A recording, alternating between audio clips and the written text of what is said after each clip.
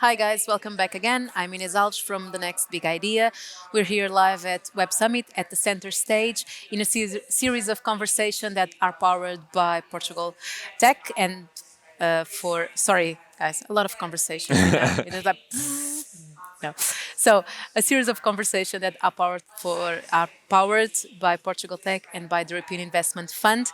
Here with me I have Luís Batlha. Hi Luís, thank Hello. you so much. Thanks for having me. He's the founder of Amplemarket, right? Exactly. So, Luís, give us a little bit of context. What's Amplemarket? Absolutely. And thank you for having me. So basically what we're doing is we are a platform that helps sales teams basically find and then connect with their potential next customers. So it's a B2B platform, and we help sales teams get their next customers and companies grow basically. How do you make their job easier? So it's super interesting because what happened to sales teams over the past couple of years is because of the development of software in the last decade. You had and software kind of eating the world. You have every single business process that sales teams were doing was turned into a SaaS app. So you were using a tool to find information about the revenue of a company. Then you're using another tool to find emails, another tool to reach out via email, another tool to make calls. And sales teams were managing these plethora of tools just to do their job. And so what we realized was that, at the end of the day, this was suboptimal because, it's very easy to lose context. You need to be importing data from one place to the other. So we came up with Amplemarket, which is what we call this compound platform, this all-in-one platform. This is the only tool that sales teams need to use instead of having to juggle like all these different tools to do their job, basically. You integrate AI in your solution, right? We Exactly. are all talking about AI, like it has become mainstream for everyone. How do you integrate AI in your Yeah. solution? So we already had AI in the platform even before Gen AI and all these most recent developments. So we were helping sales teams with a lot of what we call categorization problems. So sales teams were having. I'll give you an example. You're sending out an email to a prospect. That person responded, and we were categorizing that response based on the interest of the prospect. Was this person interested, not interested, and then triggering workflows based on that to help sales teams. And we've been investing a lot in AI over the past couple of years, and now most recently with the advent of Gen AI and the most recent developments, we're helping sales teams with a lot of different tasks that they have to do.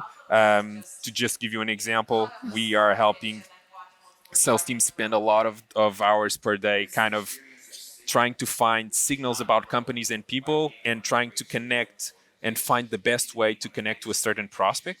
Okay. And then what is the right message to connect to a specific person in order to eventually close a deal.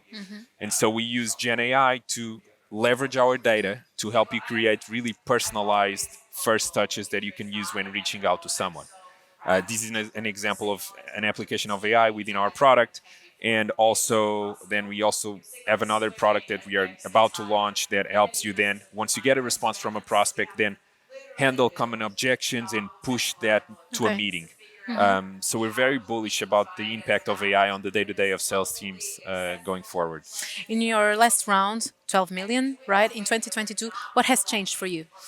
So for us, like that last round was super important because it allowed us to invest in growing the team and we I would say the seed round allowed us to get to product market fit and build a product, and these last round allow us to start building a company. Right, we were just around 20 people. Basically 17 were reporting to the founders, very horizontal structure, and that round allowed us to start setting up departments and hiring leaders for these departments, and then growing the company in order to serve like our customer base that has been growing as well. So the round has been mostly used to build a company now that we built a product. Investors are more demanding. We raised we the round was mostly raised at the end of 2021. For sure now I think investors are more demanding, and things are harder. We That's a good thing or a bad thing? I think it's a little bit more discipline, and I think like at the end of the day, maybe there were a lot of companies that raised money in 2021 that didn't have product market fit, that maybe shouldn't have raised money, and now it's harder for those to raise around now. So I think there are pros and cons. At the same time, I feel like, and we talk with a lot of companies on a daily basis, I feel like there are companies that have business that are working, but unfortunately, due to the market conditions, are not able to raise rounds and I have to shut down. So pros and cons, I would say. So, when you come to Web Summit, what's your main strategy? When you come to a conference like Web Summit, what's your main strategy? Yeah.